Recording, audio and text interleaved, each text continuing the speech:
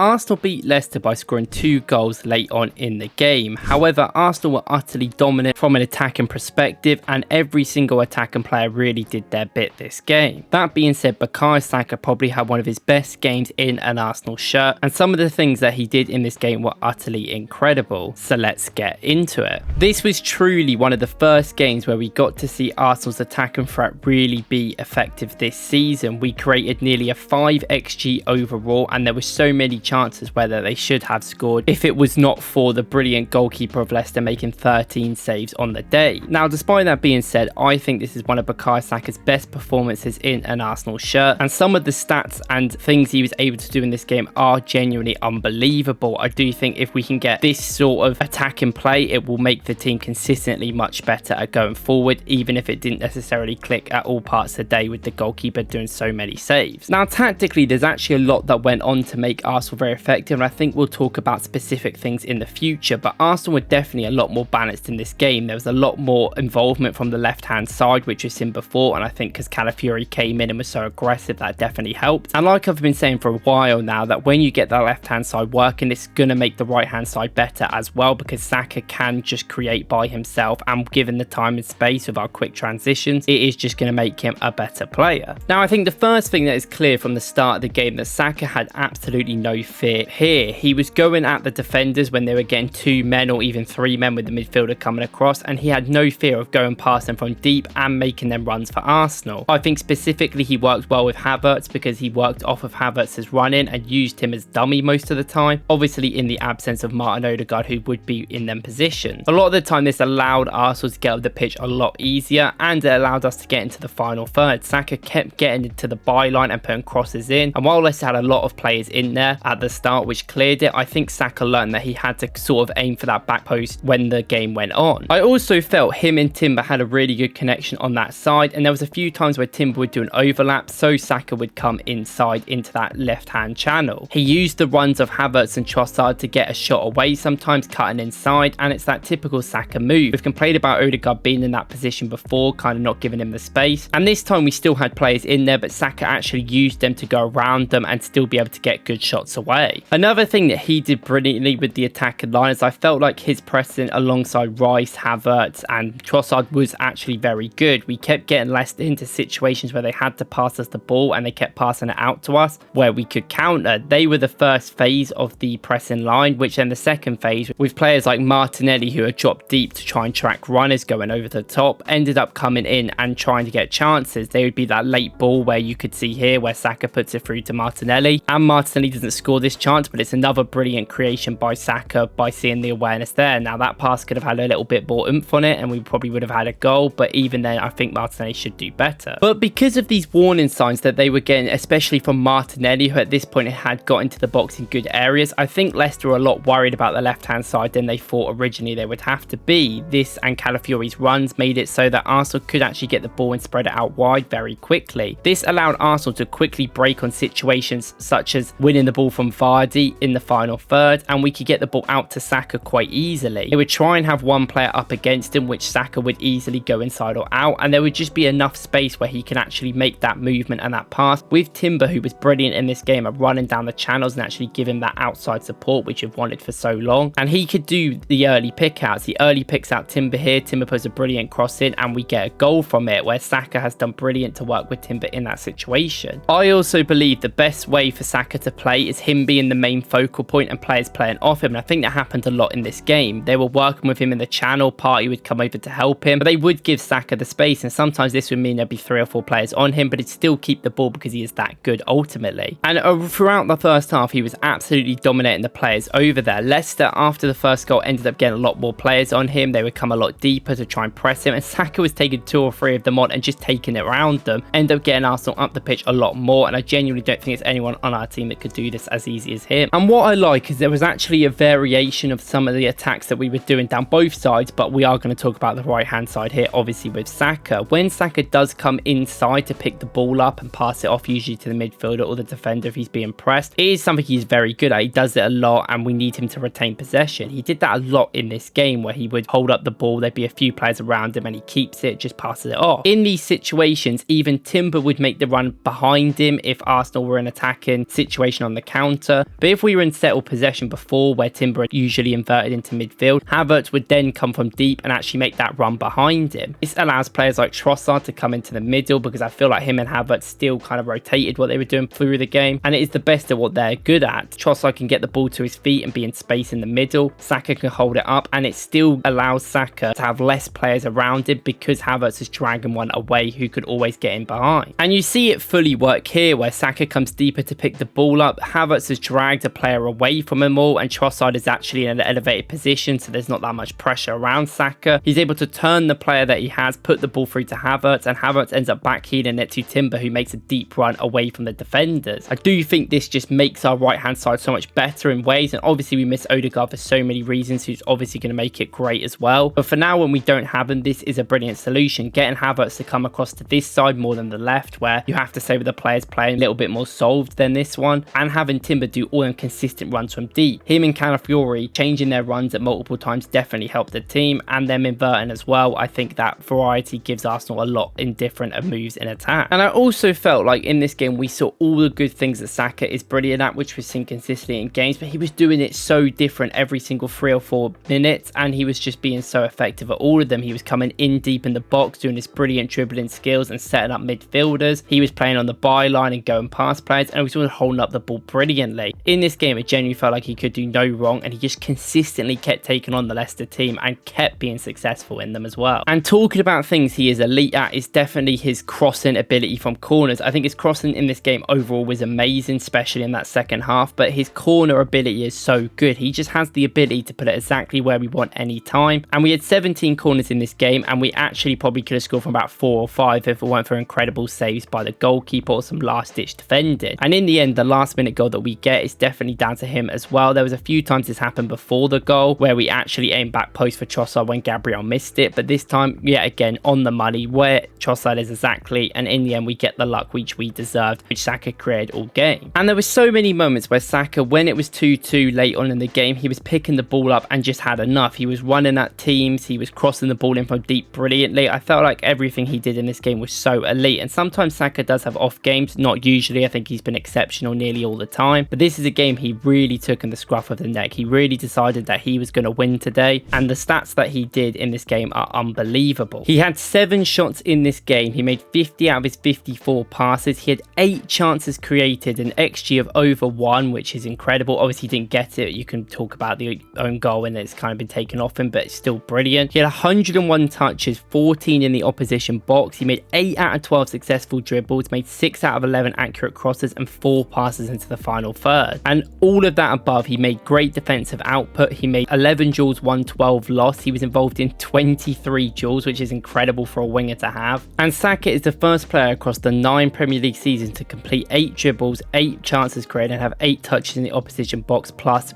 in a single game. That is an incredible stat by an incredible player, and it's genuinely an all-time performance by Bukayo Saka. Let me know what you guys think about the game overall and Bukayo Saka's performance, and who else do you want me to talk about. Now, I have some ideas. I do think we need to go over the left-hand side again with Calafiori, but this time with Martinelli's perspective, I think, because I think that's very important. But let me know what else you guys want to see. Not necessarily the result we wanted, it wasn't convincing because of the 2 late goals, but from an attacking perspective, this was an incredible game for Arsenal, where they finally got everything clicking. And if they can continue that out for the rest of the season, they will score a lot more goals. Thank you guys for watching. If you like this video, please like and subscribe. And if you want to see my reaction to the game, please watch my video yesterday. See you in the next one.